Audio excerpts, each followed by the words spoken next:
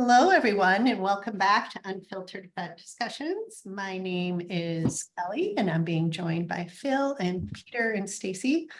You can certainly read all about us at unfilteredvetdiscussions.com and see our bios.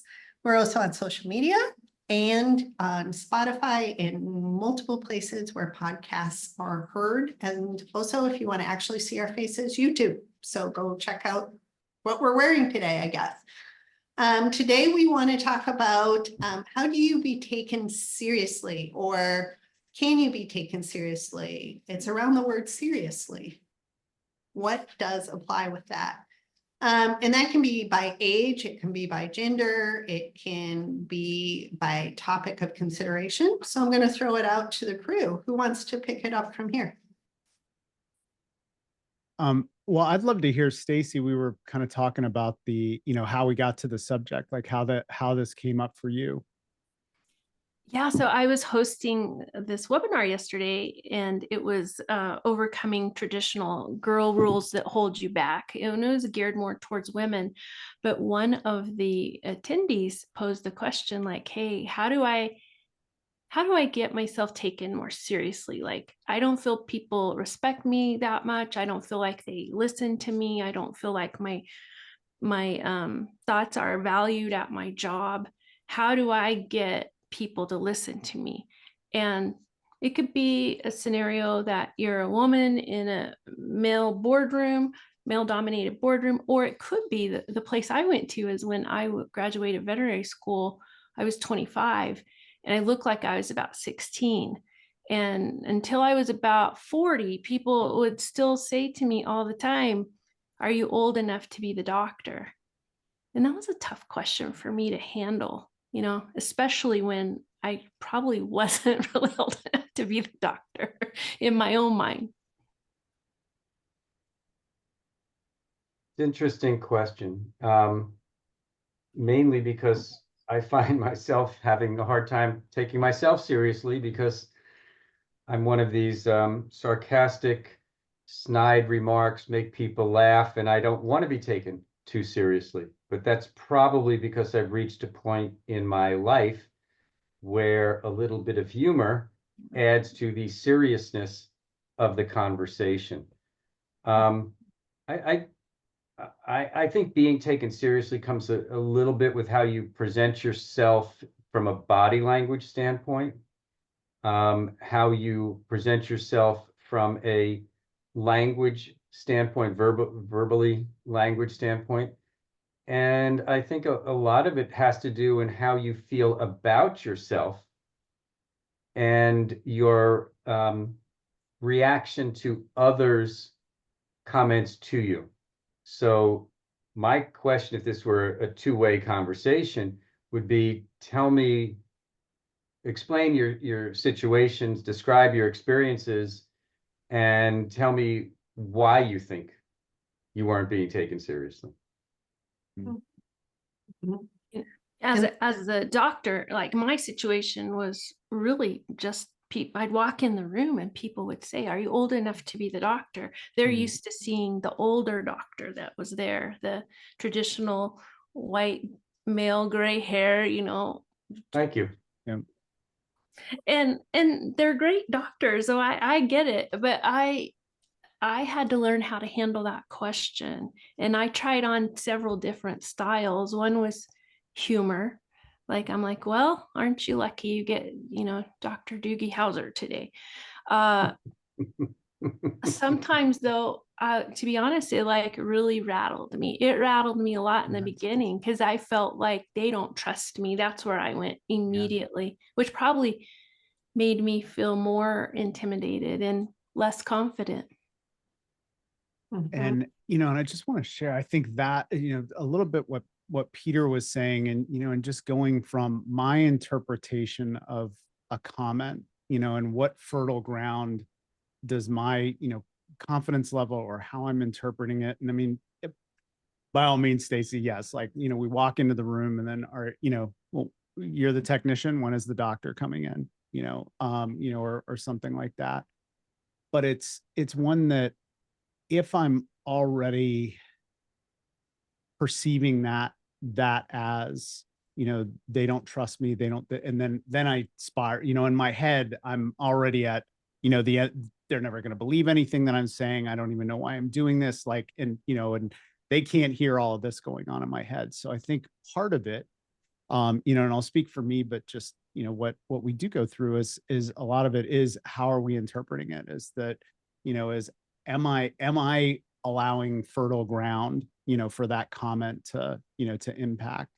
And then the other thing is just saying, to your point we talked a little bit about, curiosity, is that, is there a way for me to, in a non-judgmental way, and just assume that the client isn't judging me, even though that's, with that comment, it's challenging, but opening up that conversation, and, and are there ways that we can do that? And the third thing, I guess, that I would say is, what was interesting is saying, sitting in that boardroom, with male dominated, population, and not feeling like we're heard, is that, unfortunately, that speaks more to the individuals in that room than you, is that, as a leader, if I'm not listening to what you have to say, that's really on me. Like, if I'm not actively, involving you in the conversation, and seeking your input as a valuable member of the team, then maybe that's not, necessarily where I want to be. And I mean, that's assuming someone has the, the ability to walk out of there. But I guess, long story short, is there's a great book called The Four Agreements. And I think it's the second agreement is, don't take anything personally, which is very easy to say. But the crux of that, when I read it in recovery, the crux of it is that the comment, or the whatever it was, said more about that person than it did about me. And that the only way it could impact me is if I internalized that, or allowed it to. And I think that fits with that imposter syndrome, and it fits the narrative that I'm telling myself daily, that I shouldn't even be a doctor yet. Like, I shouldn't even be treating patients. Like, I don't know what I'm doing yet. All the things that we think about, our first few years, or 20 years in practice. So anyway, shut up. Kelly, you were going to talk before I chimed in. Yeah, but you always have such great insight, Phil. So I just like sitting and listening to you. Partly what I mean, I was going to agree with all of you, actually. One, when the negativity starts, that negative conversation, it's a fast and slippery slope from A to Z. And you may not even hit any of the letters in between, right? And we always go after the things that are our biggest wound inside of us. Which brings me to the second point, Phil, which you kind of already talking about, like that the book and the second principle and things like that, is awareness. Most of us are not trained to look internally. We are trained to be focused externally all the time and get our feedback. So, how to be taken seriously? Do you take yourself seriously? I would turn that question inward versus trying to find a solution to make the external world think you're amazing, right? So the first person who has to think they're amazing is you. And if you don't think you're amazing, write down all the reasons why. I don't like marigolds, I like tulips, and that's why I'm not amazing, right? Like, I'm being facetious here. But you're the only person who will know that information, because nobody else lives inside of you.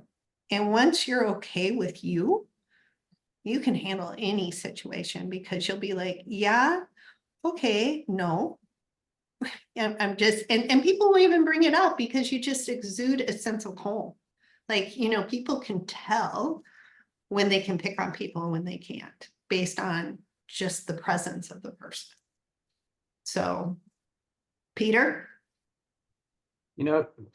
Depending upon their stage in their career or careers, because we've all been in different jobs, when you're a new graduate, as Stacee and I and Phil all were at some point in time, you leave veterinary school without a lot of confidence. In fact, most veterinary students do internships now as a gateway to build confidence instead of believing in themselves. Look over Phil's right shoulder, believing in themselves that they can do it. And that's because part of the education process is not about creating independence as much as dependence from that standpoint. So we have a lot of Pinocchios out there, with somebody being Geppetto. So Stacey, I fully reflect on your comments looking like you were 16 as an associate. If you want to laugh, this was me as an Oh my owner. gosh. Okay. I own my hospital. I was 32 and I got questions as to whether I was the kennel person. So for those of you who You're like watch so the, young. thank you. Oh, So for those of you watching the YouTube video, you can see young Dr. Paw. oh, 32. And so many bad decisions to come yet. Yes, well, that was half a lifetime ago. Yeah. So it took confidence and a mustache, which was hard enough to grow, to be able to get the confidence. And so I think we don't do a really good job. In my opinion, the professional curriculum should be about building confidence in yourself and your skills. So when you graduate, you have the confidence to perform. The But in thing my about, opinion, oh, go ahead. Sorry, Peter. but in my opinion, they do quite the opposite. I think the thing about confidence that I came to realize is you don't really get confidence in the thing until after you do the thing. Hmm. So, there is this pre-confidence state you're in. And I think where true confidence comes from is just knowing whatever happens, that you have the inner strength to handle it. Like that's actually true confidence, not whether or not I can do the GDV surgery successfully or not whether or not I can do X, Y, or Z. It's just knowing that I'm not going to quit. Like I'm going to get through this and I'm still going to be okay and standing. I think that's real confidence. It's because you don't Yeah. get confidence in all the surgeries and all the things and all the difficult conversations until after you do them. And we all want the confidence beforehand. So it's kind of a And catch-22. Stacey, I'd love to pose a question to you as knowing somewhat some of the things that you've done in your career is what's different about 25-year-old Dr. Stacey going into some, doing something different, because obviously we all had a first day as a veterinarian versus first day as some of the entrepreneurial things that you've done. And I think you've leaned into it with your answer is that no matter what comes up, I know, I can walk through it, but it's not that you had the skills, there was a point in whatever you're, the path that you're doing now where it's like, no, I've never done this, but what was different in that first like entrepreneurial thing versus, the first day as a veterinarian, I as mean, far as like thoughts in your head? one of the hardest moments for me was when I killed my first patient, and my professors told me I was going to do this. They told the whole class, like, you're going to kill something, it's going to happen. And I was just dead set, not me. Well, I didn't escape that. I had a patient where I was doing a cesarean on this little cat. I had a new technician. I was so worried about the surgery that I didn't notice the IV fluids were running full bore. And the cat got a liter of saline on the table and subsequently died from, fluid overload. And I made it, right? Like I survived this horrible dark spot where I was really ready to quit being a vet. Like I was now 26. I'm like, I'm done. That's not going to happen. I better go work at Burger King because what's the worst thing that can happen there? And so just trials and tribulations like this and others that are even worse, where I survived, right? Like I did it. it didn't knock me down. And I started to know in myself, like, I've got grit. I've got the capabilities I got the sass. I got the smarts. I can do it. Whatever it is, pretty sure I can figure it out. And it might not be pretty and it might not be perfect, but I'm not gonna just lie down and die. But you feel like it. Yeah. Oh yeah. There Yeah, were like, several moments I felt like that. Yes, very much. But I Right. didn't. So there's one follow-up question, because this is really, it's really critical to have, and it's also a huge impactor or factor for burnout. Is you said you killed your patient. How much, when you were in that, how much responsibility for the fluids being all the way up do you think you took on as Well, being yours? all of it. Okay. I mean, because So, I mean, ultimately the buck stops with me. And I wanted to blame the situation. I had a new technician who also had her Mhm. own worries and frets that Okay. made her I mean, it's all understandable, right. but I've made other mistakes that were clear cut my fault. And yeah, it's just accepting that I'm human Yeah. and that these things happen. And it's called practice for a reason. And if it was easy, Mm. everyone would do it. I had to get into that mind talk, you know? Just the reason why I say it is that over identification with whatever happens is not making excuses, is saying, like, if I came to you and said that, like both of us, all three of us are sitting here and said, you had a new technician, not blaming, but just saying that there were other factors at play that, yes, ultimately, from a legal perspective or whatever, it stops with us. But if things were different, is that there were other factors that we could have improved on. And why do we not want to do that? Is because sometimes it feels like we are making excuses, and it's not. But what I'll say is, from a emotional point of view, is that if we take on all of those things as always all our fault 100%, is it's overwhelming. Mhm. And so it's being able to take an honest assessment, of when those things go wrong, is saying, okay, what percentage of this, did I play a part in? And it's like, I'm not using the blame thrower, to throw people under the bus, but to just say, these other factors were at play, and this is what I would do differently next time. And I would say that's, for us as caregiving professionals, oftentimes we over identify with something going wrong, and it was all my fault and all this, and it just feels, overwhelming and real. So thank you for sharing your experience with that, Stacee.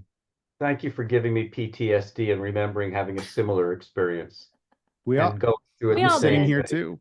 Yeah. Sitting here too. Yeah. Everybody Yeah. has made mistakes out there, and if everybody, and so you got to get to a place where you can forgive yourself, I think, and then you just say, you know what, I'm going to get back on the horse again and try one more time. And after you keep doing that, you do start to realize, like, okay, I'm not perfect, but I'm not a quitter either, and I can keep going. I can do it. And I think that's when you get confidence right there, when you get back on the horse.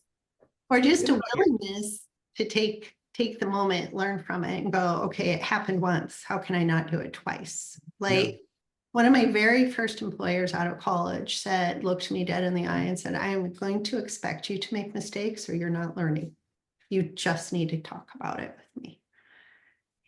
Set the expectations that Yeah. I'm expecting you to F up, actually. And I did some spectacular ones, but he told me that's what he wanted to see from me, because I want you to learn. Well, So- I think the question of being taken seriously starts with taking yourself seriously. Yeah.